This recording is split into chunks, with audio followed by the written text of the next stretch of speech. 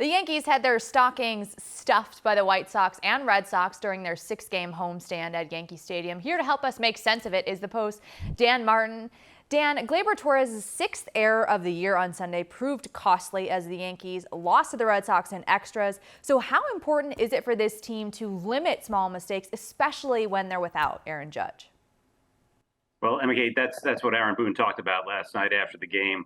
Was that without Judge and some other key bats in the lineup, they've got no margin for error. So as much as you don't like to see those mistakes under any circumstances, like the one Torres made last night, they're even more. They sting more when you don't have an offense that can make up for it. You know, it cost them last night, not just because he made that error, but they only scored 2 runs in 10 innings, and continue to streak of games where they haven't scored more than 3 runs. So when you're not scoring, you can't afford to make other costly mistakes, and Torres did, and so did Anthony Rizzo, getting picked off at second base with 2 outs in an inning. So that was a strange play too. So look, you can overlook some of the errors and the mental gaffes when you're hitting, but when you're not, everything gets put into more of a spotlight. Absolutely. You talked about it. The Yankees' bats have become pretty quiet as of late. Anthony Volpe has just 1 hit in his last 14 at-bats. Anthony Rizzo is 0 for 22 over his last 6 games. And the team has scored just 21 runs over 7 games. So how can they overcome this adversity at the plate they've been facing? They can get Aaron Judge a new toe and get him back in the lineup. But failing that, look, they just need to get guys back to where they're supposed to be hitting.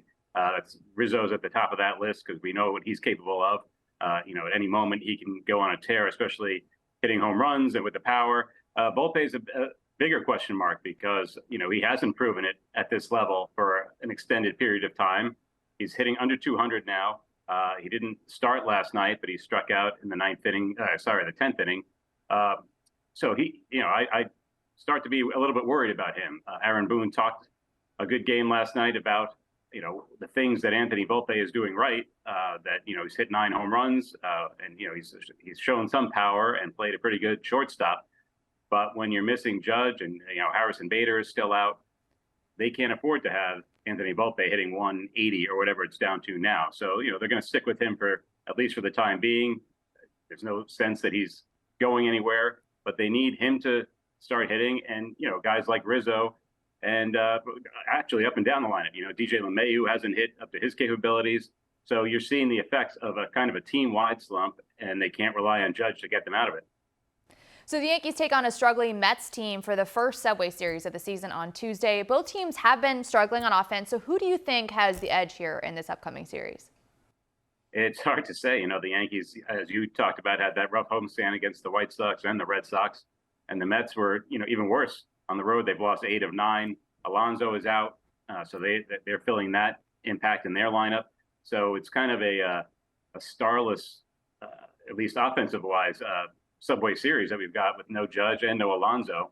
So it's going to come down, obviously, to pitching. The Mets have Scherzer and Verlander going, and they're trying to get themselves going on a consistent basis. They haven't pitched up to their standards or their salaries. And, the Yankees have pitched pretty well, but, until they start hitting, all the pitching in the world is not going to help. So, the Yankees overall have played a little bit better. The Mets are kind of scuffling. So we'll see. I mean, there's really no edge here. It's just kind of both teams trying to get on track and not living up to their expectations. The Yankees are still in pretty good place in the AL East, but the Mets are really struggling on both sides of the ball. So we'll see what these next 2 games bring. Absolutely. We'll see how it all shakes out when that series kicks off Tuesday. Dan, thank you so much for taking the time. Thank you.